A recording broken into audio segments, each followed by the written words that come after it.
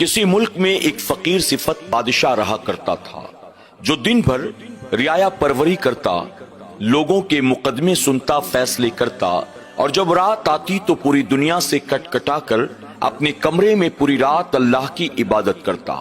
اس بادشاہ وقت کی ایک خوبی یہ بھی تھی کہ بادشاہ ہونے کے باوجود یہ نماز پنجگانہ مسجد میں جا کر بجماعت ادا کیا کرتا تھا۔ اس بادشاہ کی اکلوتی بیٹی تھی۔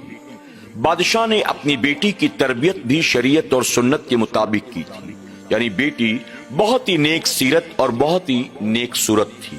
اپنے باپ کی طرح وہ بھی عابدہ زاہدہ تھی، شب بیدار تھی، خوف خدا میں راتوں کو رونے والی تھی۔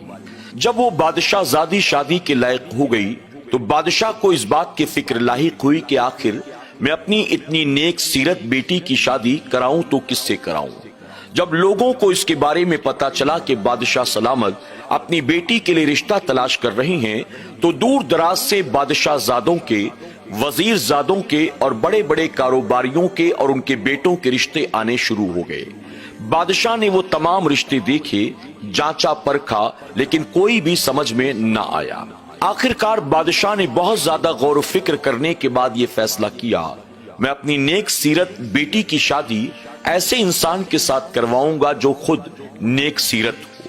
اگرچہ بادشاہ زادہ نہ ہو، اگرچہ امیر کبیر آدمی نہ بھی ہو، لیکن نیک ہونا چاہیے، شریعت و سنت کا پابند ہونا چاہیے، عابد و زاہد ہونا چاہیے، اس کے اندر تقوی ہونا چاہیے۔ اب اس اعتبار سے بادشاہ اپنی بیٹی کے لیے رشتہ تلاش کرنے لگا، لیکن جتنے بھی رشتے آتے ان میں کوئی بھی ایسی خوبی اسے نظر نہ آتی۔ چند دنوں کے بعد بادشاہ کو خود ہی اس بات کا احساس ہوا کہ جب میں نماز ادا کرنے کے لیے مسجد میں جاتا ہوں تو مسجد کی پہلی صف میں میں ایک جوان کو اکثر پاتا ہوں۔ اب بادشاہ نے اس نوجوان پر نظر رکھنی شروع کر دی۔ چند دنوں کے بعد بادشاہ نے لوگوں سے اس نوجوان کے بارے میں تحقیق کی، آخر یہ کیسا ہے، کہاں رہتا ہے، کام دھندا کیا کرتا ہے۔ ہر کسی نے اس نوجوان کی تعریف کی، بہت نیک ہے، خوف خدا میں روتا ہے، عشق رسول میں تڑپتا ہے، پوری رات عبادت و ریاضت کرتا ہے، لکڑیاں کاٹتا ہے، بازار میں لے جا کر بیچتا ہے، جو کچھ روکھی سوکھی میسر آ جائے کھاتا ہے، اللہ کا شکر ادا کرتا ہے۔ اب جب چاروں طرف سے بادشاہ نے اس کی تعریفیں سننی شروع کر دی تو بادشاہ نے دل ہی دل میں یہ فیصلہ کر لیا، اس نوجوان سے میں اپنی بیٹی کی شادی کروا دوں گا۔ ایک دن بادشاہ نے اس نوجوان کو روکا اور روک کر کہنے لگا، اے نوجوان، میں کئی مہینوں سے تجھے دیکھ رہا ہوں، میں نے لوگوں سے تیرے بارے میں بہت تحقیق کی، لوگوں نے تیری بڑی تعریف کی ہے، اور میں نے تجھے خود ہمیشہ صف اول میں نماز پڑھتا ہوا پایا ہے۔ آخر میں نے یہ فیصلہ کیا ہے، میں اپنی اکلوتی نیک سیرت نیک صفت بیٹی کا نکاح تجھ سے کرنا چاہتا ہوں، کیا تو اس رشتے کے لیے تیار ہے؟ اس نوجوان نے جب یہ سنا وہ ہکا بکا رہ گیا۔ وہ کہنے لگا، بادشاہ سلامت، کہاں آپ کی بیٹی اور کہاں میں غریب آدمی، آخر آپ کی بیٹی میرے ساتھ کیا گزارا کر سکتی ہے؟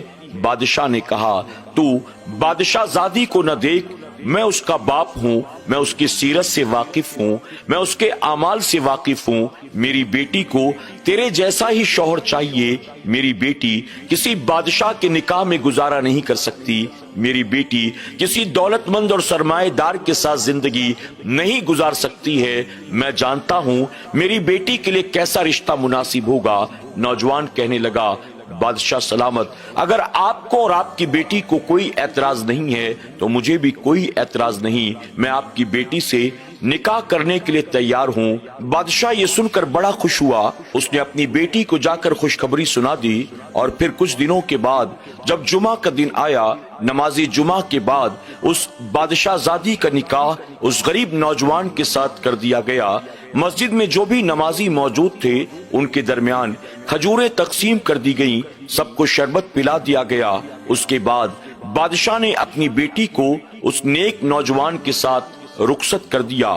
وہ نیک نوجوان اپنی بیوی کو ساتھ لے کر اپنے گھر میں داخل ہوا۔ جب بادشاہ زادی گھر کے اندر داخل ہوئی تو اس نے دیکھا گھر کے کونے میں چولہا بنا ہوا تھا، اس کے ساتھ 2-3 बर्तन रखे हुए थे, एक तरफ चटाई बिछी हुई थी और इसके अलावा घर में कोई और चीज मौजूद नहीं थी। जब बादशाहजादी घर के अंदर दाखिल हुई, करीब जाकर उसने देखा तो एक प्लेट में प्याला पलट कर रखा गया था, यानी यूं महसूस होता था जैसे कोई चीज इस प्लेट के अंदर प्याले से ढांक कर रखी गई हो।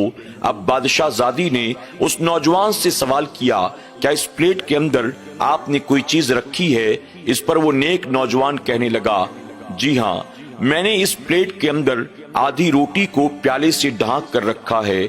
बादशाहजादी कहने लगी, आधी रोटी को आपने प्याले के नीचे क्यों ढांक कर रखा है? तो वो नेक नौजवान कहने लगा, दरअसल कल मैंने जो लकड़ियां बेची थी उससे जो पैसा मैसर आया था उससे मैंने एक रोटी खरीदी थी। वो एक रोटी आधी मैंने उसमें से सहरी में खा ली, आज मेरा रोजा था। आधी रोटी मैंने इफ्तार के लिए रखी हुई है, जब इफ्तार का वक्त आएगा ये आधी रोटी खाकर मैं रोजा इफ्तार करूंगा। जब उस नेक नौजवान ने अपनी बीवी यानी बादशाहजादी से ये बात कही तो बादशाहजादी उस नेक नौजवान से कहती है, मुझे तुम्हारे साथ नहीं रहना, मैं तुम्हारे साथ गुजारा नहीं कर सकती, मुझे फौरन अपने मायके यानी महल वापस भिजवा दो। नेक नौजवान ने सुना तो कहने लगा, मैंने तो बादशाह सलामत से पहले ही कहा था, कहाँ बादशाहजादी और कहाँ मैं गरीब, कहाँ महलों में रहने वाली और कहाँ मेरा ये कच्चा मकान, कहाँ वो तरह तरह की नेमतें खाने वाली और कहाँ मेरे घर की रूखी सूखी। मैं तो जानता था कि तुम्हारा गुजारा मेरे साथ नहीं हो सकता, बादशाह का हुक्म था इसलिए मैं इनकार न कर सका। ठीक है, अगर तुम नहीं रहना चाहती हो तो कोई बात नहीं, तुम्हारी मर्जी, मैं जबरन तुम्हें रोक नहीं सकता। चलो मैं तुम्हें तुम्हारे मायके पहुंचा देता हूँ। ये कहकर वो आगे बढ़ा। इस पर उसकी बीवी यानी बादशाहजादी कहने लगी, तुम्हें ये किसने कह दिया मैं महलों की रहने वाली हूँ, इस कच्चे मकान में गुजारा नहीं कर सकती? तुम्हें ये किसने कह दिया मैं आला नेमतें खाने वाली हूँ, रूखी सूखी खाकर गुजारा नहीं कर सकती? तुम्हें ये किसने कह दिया मैं बादशाहजादी हूँ, एक गरीब के साथ गुजारा नहीं कर सकती? मेरे वालिद ने जब मेरा निकाह कराया तो मुझे मालूम था मैं किसी बादशाह के महल में जाने वाली नहीं हूँ, मैं किसी दौलतमंद के घर जाने वाली नहीं हूँ। मेरा शौहर न बादशाहजादा है, न कहीं के वजीर का बेटा है, न कोई सरमाएदार है, गरीब है, फिर भी मैंने निकाह के लिए हाँ किया। जानते हो मैंने जो ये कहा कि तुम्हारे साथ मेरा गुजारा नहीं हो सकता, उसकी वजह ये है मेरे वालिद ने तुम्हारी बहुत तारीफें की थी, लेकिन तुम्हारे घर आने के बाद मैंने देखा अल्लाह की जात पर एक मोमिन का जो भरोसा होना चाहिए, जो तवक्कल होना चाहिए, वो तुम्हारे अंदर नहीं है। इस पर नौजवान कहने लगा, भला तुमने ये कैसे जान लिया? अभी तो हमने कोई आपस में ज्यादा बातचीत भी नहीं की, अभी तुमने मुझे सही तौर पर समझा भी नहीं है, फिर तुमने ये कैसे कह दिया कि मुझे अल्लाह की जात पर वो भरोसा नहीं जितना एक मोमिन कामिल को होना चाहिए? बीवी कहती है, जब मैं तुम्हारे घर में दाखिल हुई तो मैंने देखा बर्तन के नीचे तुमने कोई चीज ढांक कर रखी है। मैंने पूछा तो तुमने मुझे बताया कि तुमने आधी रोटी सहरी में खाई थी और आधी रोटी तुमने बर्तन के नीचे ढांक कर रखी है ताकि शाम के वक्त तुम इससे इफ्तार कर सको। तुम्हें अल्लाह की जात पर क्या इतना भी भरोसा नहीं है कि जिस रब की रजा के लिए तुमने दिन भर रोजा रखा है वो रब इफ्तार के वक्त खुद तुम्हारी खातिर इफ्तार का इंतजाम फरमाएगा? तुमने आधी रोटी जो अपने इफ्तार के लिए रख छोड़ी तो मुझे फौरन समझ में आ गया एक कामिल मोमिन का जो अल्लाह की जात पर भरोसा होता है वो भरोसा तुम्हारे अंदर मुझे नजर नहीं आता। तवक्कल जो होना चाहिए अल्लाह की जात से वो तुम्हारे अंदर नजर नहीं आती, इसलिए मैंने कहा मेरा गुजारा तुम्हारे साथ नहीं हो सकता।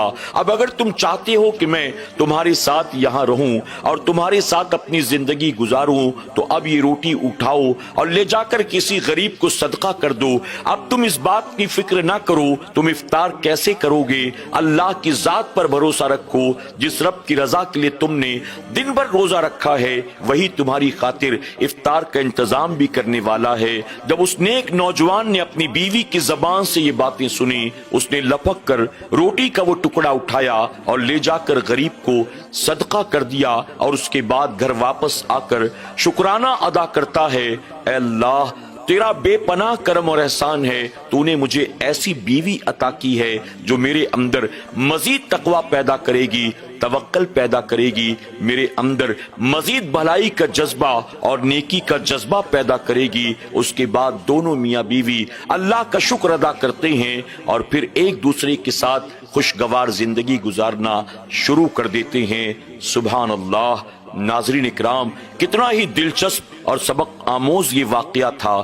آپ ذرا دیکھیں، کل تک بادشاہ زادیوں کا بھی اللہ اکبر اللہ کی ذات پر کیسا یقین ہوتا تھا، کل تک کی بادشاہ زادیاں بھی کس طرح سے غریب کے نکاح میں نبھایا کرتی تھی اور غریب سے نکاح کر کے اللہ کا شکر ادا کرتی تھی، اور آج غریب کی بیٹیاں کسی امیر کے گھر بیاہ کر جائیں تو ذرا دیکھو ان کی ٹھاٹ، ذرا دیکھو ان کا سجنا سورنا، ذرا دیکھو ان کا خرچ کرنا، ذرا دیکھو ان کی بے حیائی اور یانیت، اللہ رسول کی بغاوت اور نافرمانی کا عالم۔ اللہ جنہیں ہزارہ نعمتیں عطا کرتا ہے، وہ نعمتیں پانے کے بعد اپنے رب سے بغاوت کرتے ہیں، اپنے رب کی نافرمانی کرتے ہیں، اور جنہیں اللہ تبارک تعالیٰ نے اس دور میں بادشاہت دی تھی، بادشاہ کے گھر پیدا کیا تھا، کس طرح سے اللہ کی تمام نعمتیں پانے کے باوجود وہ اللہ کی اطاعت کرتے تھے، فرما برداری کرتے تھے، محبت کرتے تھے، عبادت و ریاضت کرتے تھے۔ اللہ تبارک تعالی ہمارے گھر کی بیٹیوں کو، ہماری بہنوں کو ایسی بیٹیوں کے نقش قدم پر چلنے کی توفیق عطا کرے، اپنے شوہر کا ساتھ دینے، اس کے ساتھ محبت سے پیش آنے، دین کے معاملے میں، نیکی کے معاملے میں، عبادت کے معاملے میں اس کی مدد کرنے کی اور اپنی دنیا اور آخرت کو سنوارنے کی توفیق عطا فرمائے۔ آمین یا رب العالمین۔